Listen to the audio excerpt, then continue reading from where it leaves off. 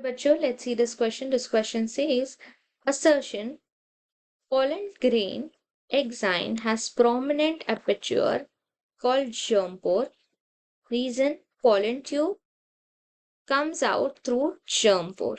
मतलब pollen assertion यहाँ पे दिया गया है कि pollen grain में जो exine होता है उसके अंदर होल्स होते हैं या फिर वो कहीं कहीं बीच बीच में मिसिंग होता है जिसे हम लोग germ pore कहते हैं, और pollen tube जो होती है वो उसी germ pore से बाहर आती है.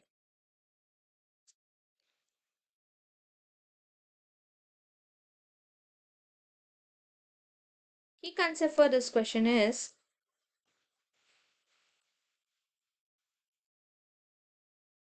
कि ये pollen tube, pollen grain we can say. What is pollen grain? Pollen grain is a microscopic structure which carries male gametophyte, जिसके अंदर मेल गैमेटोफाइट होता है.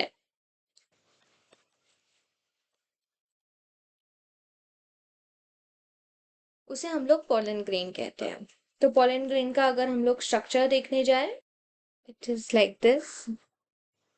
ये पॉलन ग्रेन है, ये इंटाइन होता है जो इनर स्ट्रक्चर होता है. हम लोग वॉल देखेंगे और इसके अंदर जो एक्साइन होता है, ये एक इनर स्ट्रक्चर होता है इंटाइन और दूसरा होता है एक्साइन. सो जो एक्साइन होता है वो बना होता है स्पोरोपोलिन से. स्पोरोपोलिन ये बहुत हार्ड ऐसा स्ट्रक्चर है, वेरी हार्ड. सो ये वेरी हार्ड है. तो फिर इसको, ये स्पोरोपोलिन क्यों होता है? For protection. जो पॉलन है उसको कोई भी प्रॉब्लम ना हो, उसको प्रोटेक्ट करने के लिए ये स्ट्रक्चर होता है.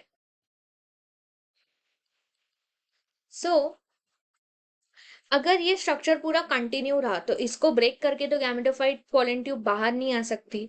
सो इसीलिए यहाँ पे एक्चुअल में होल दिए होते हैं जो एपिचर्स है, जिसे हम लोग जर्म पोर कहते हैं.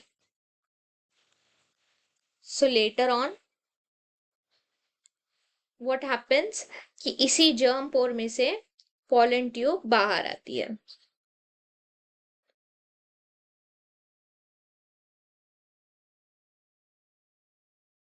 So this is pollen tube.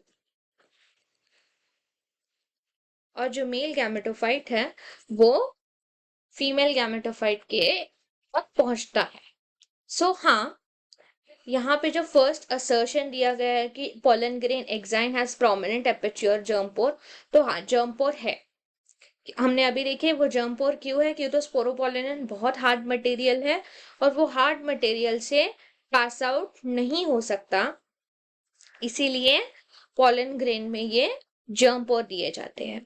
Again pollen tube तभी बाहर निकलेगी जब इसके अंदर कम्स आउट. तो रीजन, हाँ इसीलिए वो पोर्स प्रोमिनेंट एपर्चर दिया है क्यों तो जर्म पोर में से पॉलन ट्यूब बाहर आ सके. तो असर्शन एंड रीजन दोनों भी करेक्ट है और दोनों का मीनिंग सही है.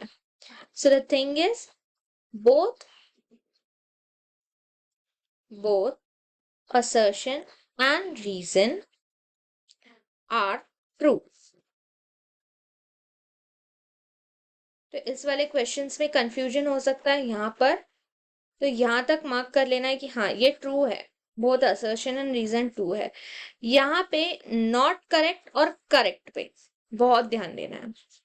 तो true and R is correct is the correct explanation